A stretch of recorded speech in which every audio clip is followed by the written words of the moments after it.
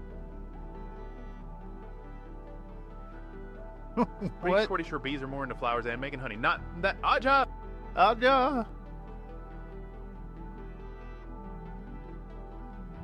I kind of love that there's a chance of basically getting robbed.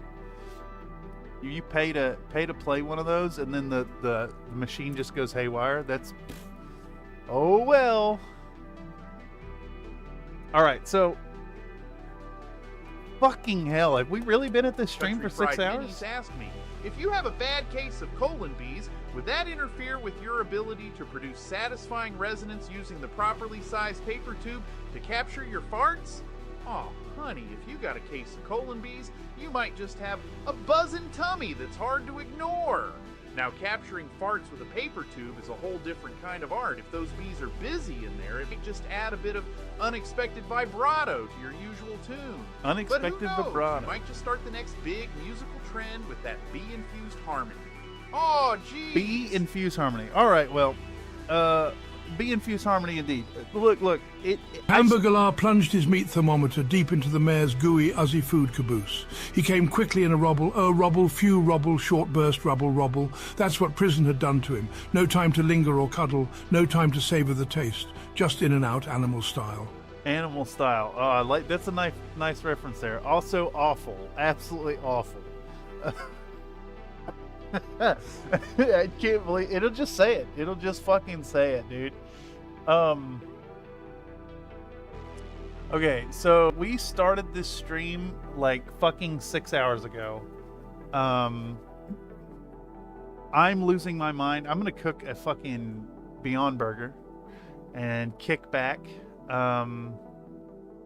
Apologies for the unceremonious end here, but my energy is suddenly sapped, and I'm gonna refuel. Big thanks to those of y'all who stopped by and checked out what was going on. I can't. They've slowly degraded the AI out of Force of Will. Is it actually it's funny all right. when the AI TTS voice gets hung up and glitches on an extended hum? Oh, meow. Yeah, but you do work out. I do. Give me 10. Voice glitch. Yeah, you'll get those 10. You'll get those 10. Is that doesn't put us up at 100, does it? It does. That'll be the 100. All right, perfect. Bye, everyone. She can go on forever. Cat does that weird chirping sound. Plan. All right. And that's when the hilarity sneaks in, partner. A little unpredictable AI. You gotta boost your volume, Mr. Another Nate. Spice to the spunky train ride of creativity. It's a spunky train ride. He's doing the spunky ride now. What the fuck? Spunk trains. Fucking spunk trains, dude. I've had enough. The novelty will wear off. Thank y'all so much for testing it out so thoroughly. We see the limits. We see the lack of limits. We see a path to improvement. And that price is going to remain the same. So if you want to get in on that shit, if you're hanging out live, buy a grip of coins over on Tangia. It's about 25 cents. I bet it's Twitch. Maybe. Spunky Train Ride, Twitch. I'm gonna make the AI never talk about Twitch again. Or at least put it in the phrases. Here, we'll go over this agenda one more time and I'll do your push-ups. Augies, NateBot loses Augies, CFM AI loses Meow. I need the squat clip, remove Twitch, put Twitch in the never talk about. You see, Comstar delivers nukes like Amazon Nathan delivers donated a $5 so super fucking chat. many of them. Butt Beaver Brato They'll send you on the oodles spunky of hard fucking train, noodle Lucy nukes. Lawless sounding your They'll turn Texas you and your Tyler, Big extended Tasty family Tesla into meat, blast thermometer and shadows, spank wrecking train. family trees like chainsaws. Speaking of chainsaws, don't use those to sound with. Taking chances with fantastic colon bees and shooting them out those paper tubes. Vibrato. Bitch, we are fortissimo up in here. Comstar turns clanner bases into craters, turns elementals into housewives. That's a big lady. We're going to replay your super chat, Mr. Nathan. Thank you for the generous donation. As the Hamburglar collected his hat and cape, Nathan he pulled donated a simple piece of $5 paper super chat. from his Butt bag Beaver of loot Brato on the gold on spunky one hard side, train, plain on Lucy the other. Lawless sounding your It Texas looped Tyler, around Big to Tasty form a Tesla meat, cylinder thermometer and and fastened spank together train. at the ends, creating a simple yet quite meaningful crown. Hamburglar placed it atop the head of the mare, who looked at him through bloodshot, tears-soaked eyes. He muttered out a barely audible, "So you were working for King all along?"